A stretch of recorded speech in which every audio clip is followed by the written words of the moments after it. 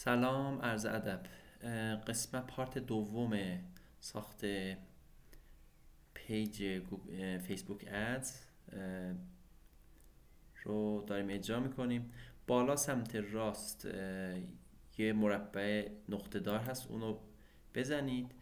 بیاید پایین نوشته پروفشنال ادز منیجر، روی اون کلیک بکنید. با اون پیجی که ما ساختیم، البته با اون پیج هم فرق نمیکنه، در نهایت باید بریم ads.admanager.facebook.com. حالا روی همون از اون مربع کلیک بکنید، اونجا هم هست که اینجا یه دونه کمپین براتون باز میشه. احتمالا شما اینا رو ندارید، یه دونه فقط اکانت دارید. اینجا create a business portfolio رو بزنید که براتون یه پنجره باز میشه. اینجا اسم خودتون رو وارد بکنید، اسم بیزنس رو، بعد حالا اسم و فامیل رو بزنید. بعد اینجا یه دونه ایمیل هست که این ایمیل مرتبط به خود شما. حالا همین ایمیلی که برای فیسبوک خودتون زدید هم اوکیه، یا بیزنس ایمیل بیزنسی که باهاش لاگین خواهید شد.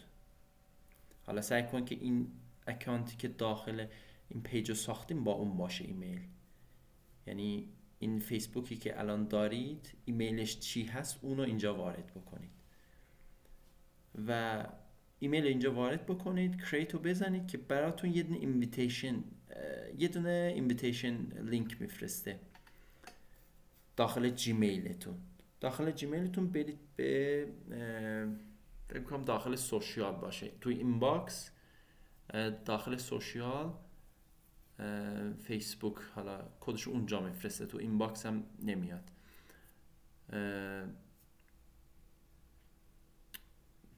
اونو که زدید در اصل شما کریت میکنید بیزنس پورتفولیو رو. من حالا قبلا کریت کردم، مثلا اسمش گذاشتیم سمیکالن اف بی. شما حالا هر اسمی رو میتونید بذارید دیگه. حالا بهتر این که اسم برای بیزنس خودتون باشه. بعد روی اون کلیک بکنید. اینجا من اد اکانت ایجاد کردم قبلا، شما ولی ندارید. اون بالا یه دونه علامت چرخ هست، اونو بزنید. شما رو هدایت بکنه به قسمت، حالا خودش هم خودکارم هست اونجا توی قسمت users people. اونجا یه invite people هست. اینجا میتونید اسم ایمیل آدرس ما رو بزنید که من اینجا وارد میکنم، hamid.m7120@gmail.com. اینو که وارد کردید برای شما نکس میده. حالا من قبلا وارد کردم ولی شما این ایمیل ما رو وارد بکنید اونجا. من بذارید یه ایمیل دیگه وارد بکنم که این ایرور نده و پیش بریم. خب نکس رو میزنیم. ولی خب من این ایمیل دیگه وارد کردم، شما ایمیل hamid.m7120@gmail.com رو وارد بکنید. بعد نکس رو بزنید. اینجا یه دونه فول کنترل هست everything، اینو میزنید. نکس رو میزنید که همه چی رو ما دسترسی داشته باشیم. نکس رو میزنید. اینجا هم البته فکر میکنم شما اد اکانت رو از قبل ندارید. خب اگر اینجا چیز ندارید همون نکس رو بزنید. نکس رو بزنید که بعدا ما میریم از پایین اد میکنیم. send invitation رو بزنید، به ما یه invitation میاد و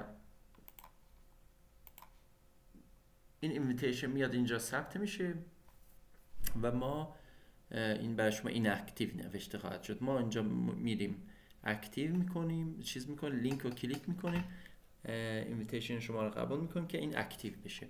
بعد از این مرحله دوم اینه که بعد از این که این اد شد بریم پایین داخل اکانت، اد اکانت اونو بزنید. اینجا هم یه دونه اد هست یا assign people هست. اینجا assign people رو بزنید. اون کسی که در واقع اساین شد اونجا توی پیپل، اینجا میاد براتون. کلیک بکنید، این فول کنترل رو بزنید، اساین رو بزنید که به ما دوباره این به قولی یه دونه اد اکانت ایجاد میشه اینجا برای شما. حالا اگر شما از قبل فکر میکنم که نداشته، حالا این assign people رو نداشته باشید، بیاید اینجا بالا، اصلا این قسمت احتمالا ندارید کلا، اون موقع بیاید اد رو بزنید، اینجا یه دونه create a new ad account هست، اون رو بزنید، مراحلش رو برید ایجاد بکنید و نهایتا به شما یه اد اکانت، یه آیدی تحت عنوان این میده و براتون این صفحه رو میاره، ولی چیز نداره، پیپل نداره اینجا. شما اینجا اساین رو میزنید، دوباره میرید اون پیپل رو تیکش رو میزنید، وارد میکنید، یعنی برای این اد اکانت سمیکالن FB ads نوشتیم.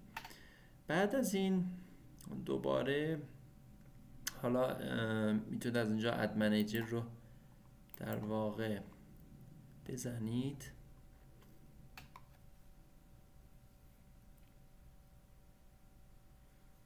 که شما رو دقیقا هدایت میکنه به اد منیجر که قبلا رسیدیم و میبینید که این سمیکالن فیسبوک FB ادز که اونجا اد اکانت بود، ما ادو زدیم، حالا شما باید بزنید و ایجاد بکنید، دقیقا میاد اینجا. و این اد اکانت در واقع چیزیست که شما خواهید داشت. البته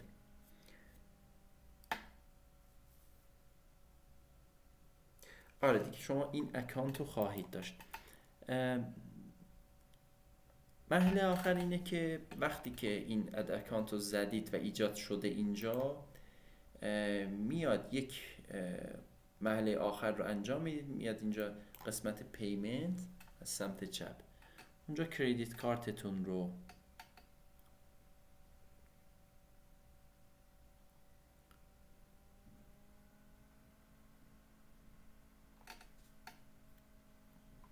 اینجا پیمنت متد رو میزنید این سمت چپ، اونجا یه دونه کریدیت کارت معتبر میزنید که به قولی اینجا اد پیمنت متد، اونو میزنید و کارت رو ایجاد میکنید.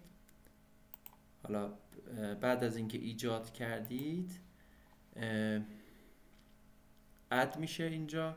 فکر کنم فیسبوک یک مبلغ رو از شما کسب خواهد کرد برای اینکه بفهمه کارت شما درست کار میکنه.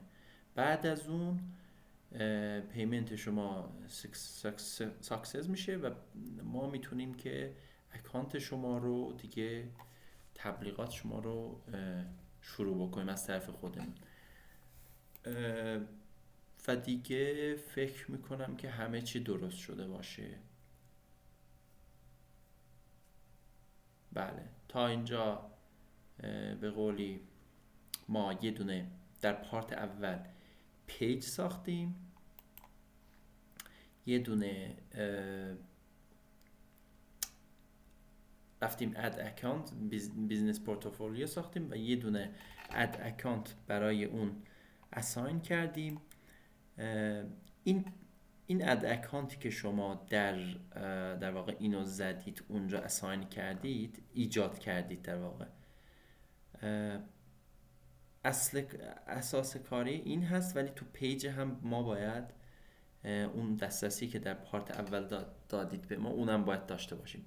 حالا این رو چون میخوایم روی این اد رام بکنیم، حتما باید ما رو اساین بکنید اونجا، در واقع اونجا که کریت شد. من دوباره میرم اونجا که یه دابل چک بکنیم. من اگر چیزی رو از قلم انداخته باشم، خب همین دیگه، ادو بزن، چون من اول اینجا رو توضیح دادم که برای شما فکر میکنم که این نخواهد بود، یعنی کلا اینجا صفحه خالیه، اینجا ادو میزنید یه دونه create new ad account رو میزنید. وقتی که مراحلش رو رفتید یه دونه اکانت ایجاد میشه بدون این people. این پیپلی که ما بالا اد کردیم دیگه اضافه کردیم، اینجا اینوایت فرستادیم و به این ایمیل ما شما اینوایت بفرستید که ما اکسپت رو میزنیم، اکتیو میشیم. اینجا شما از مرحله دومی که اکانت که اینم ایجاد کردید، اینجا یه دونه فقط اساین رو میزنید، اساین رو میزنید، فول کنترل میدید که ما به این اد اکانت شما دسترسی داشته باشیم و پیمنت رو که اونجا وارد کردید دیگه همه مراحل رو رفتید. ممنونم. فعلا